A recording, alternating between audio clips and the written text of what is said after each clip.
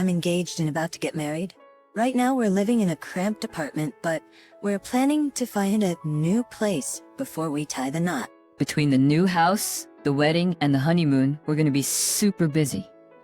Yeah, for the honeymoon, let's go wherever you want, Eleanor.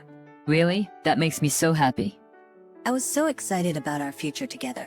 Little did I know things would take a turn for the worse, just as we were starting our new life. My name is Eleanor. I'm 27 years old. I live in a small apartment with Norman, my soon-to-be husband.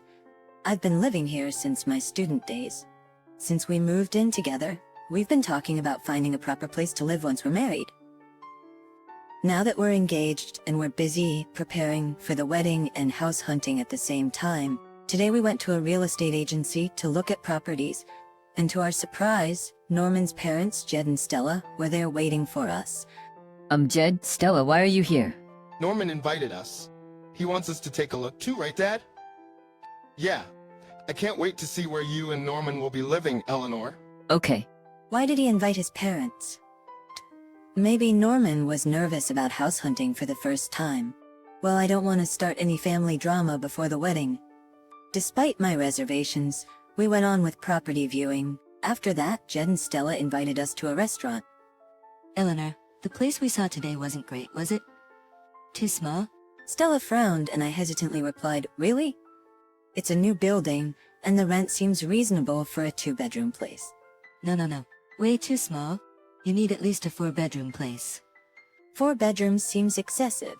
Listen, you might not get it now, but have you thought about when you have kids?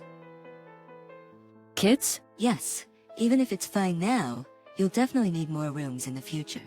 Is that so? To be honest, we weren't planning on having kids right away. Even if we did, we could just move to a bigger place then. Well, Stella has her own opinions, I guess. I decided not to dwell on it.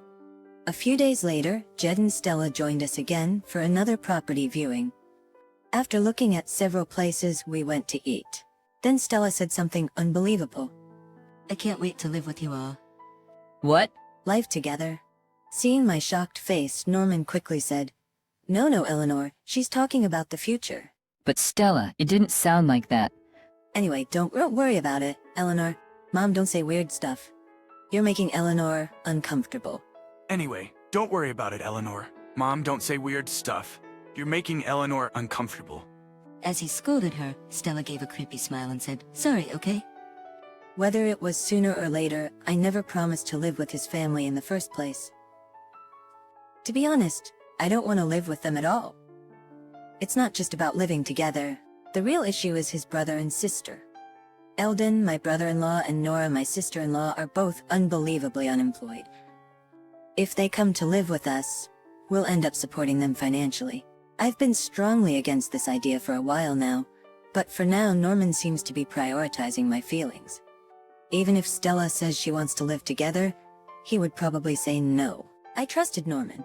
But strangely, every time he went house hunting, his parents came along. And they kept pushing for a 4-bedroom house. Eleanor, you know we've talked about this. Choose a 4-bedroom house for the future. But Stella, even if we have kids, 4 rooms seems excessive. What are you talking about? It's better to have more. You both work, so it'll be fine. But still.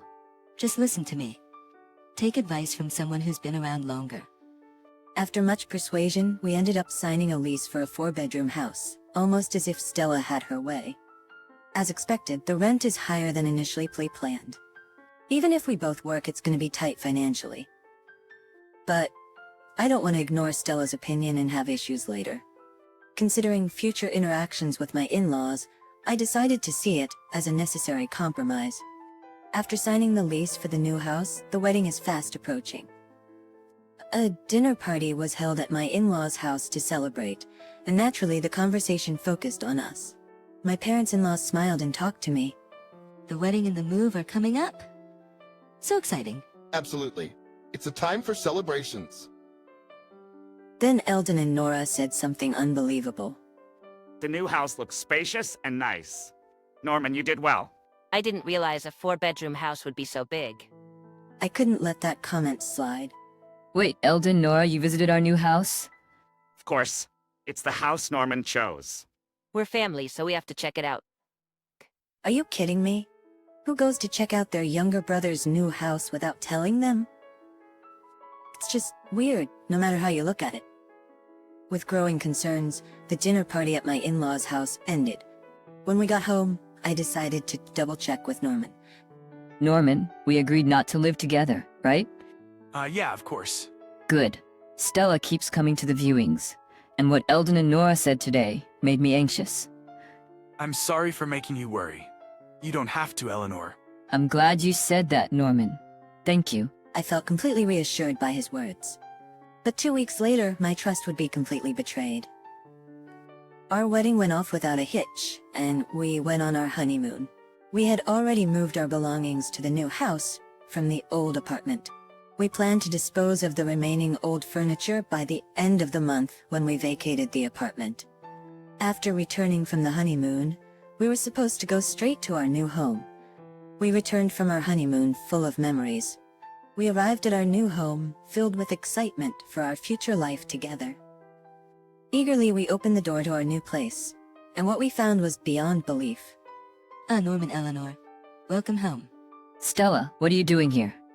There she was, Stella, greeting us with a beaming smile. One by one, Jed, Eldon, and even Nora appeared from the back.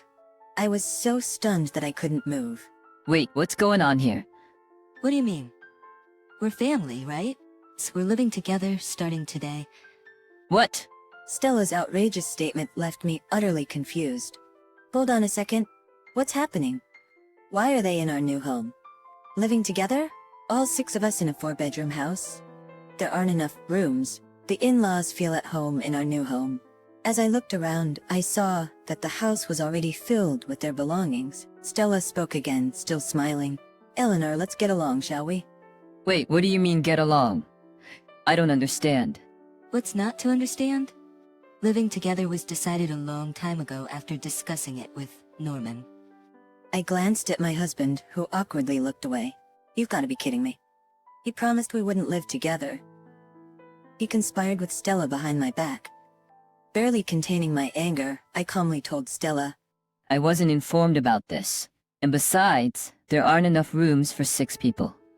1 room for you and Norman, 1 for your father and me, and 1 each for your brother and sister. That's plenty. who decided on this room arrangement? And Eldon and Nora get their own rooms? This is beyond me. This is beyond audacious. What are you talking about? You're working too, so it's fine. We were thinking you could support us all?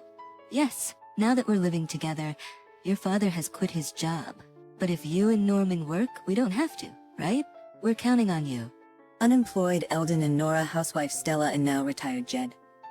They expect us to support all of them. This has to be a joke.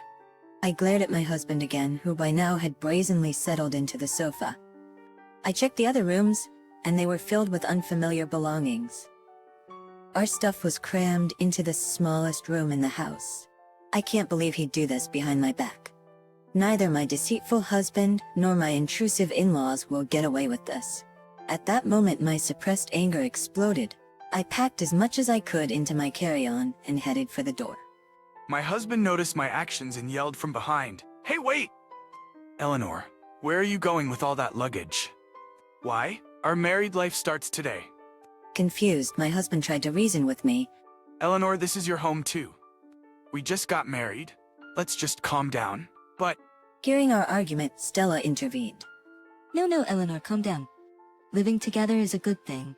We can share household chores, and when you have kids, we can help take care of them. Share chores? Take care of kids? Are you serious? Of course, the more the merrier, right? Stella's face turned red at my blunt response. How dare you talk to your mother-in-law like that? We're offering to live with you. What? How dare you complain? a divorce?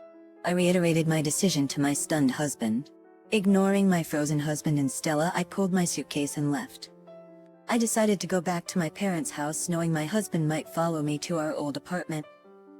My parents were surprised by my sudden return, but once I explained the situation and my intention to divorce, they understood. That must have been tough. You can stay here as long as you need. Despite being married for only 2 weeks, my parents respected my feelings. A few days later, my husband called me. his voice choked with tears. Hey, Eleanor, come back, please. Ignoring my cold tone, my husband persisted. I'm in trouble. If we get the divorce now, I'll have to pay the high rent and living expenses for 4 people. Don't say that. Can you at least help me with half the rent? I need you, Eleanor. I can't do it alone. His audacity to ask for help at this point was the last straw. I laid it out for him. Wait, Eleanor. Listen, Eleanor. I ended the call without listening to the end. He later showed up at my parents' house. If you cause any more trouble, I'll consult a lawyer. My father's stern warning sent him scurrying away. A week later, the divorce was finalized. I finally blocked my ex-husband and his family's contacts. From what I've heard, he's still being bossed around by his jobless family. Between the high rent for a 4-bedroom place and the living expenses for the whole family, his salary just isn't cutting it. On his days off, he's working part-time jobs to the point of exhaustion. He brought this all on himself. There's no other way to put it. Though I ended up divorced, I have no regrets. I realized early on how toxic that family was and got out. Just thinking about what would have happened if I'd stayed gives me the chills. I'm so glad I got away from that arrogant family. From now on, I'll strive to be better at judging people.